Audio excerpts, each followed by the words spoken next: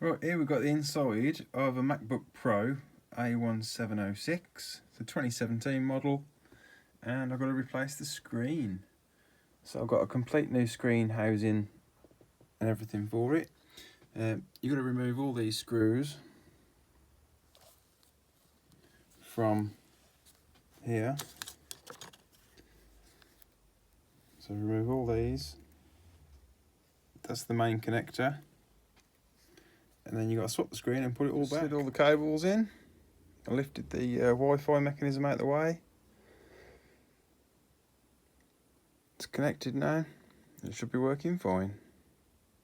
So all the screws back in, apart from the cover screws, which I'll stick them in next.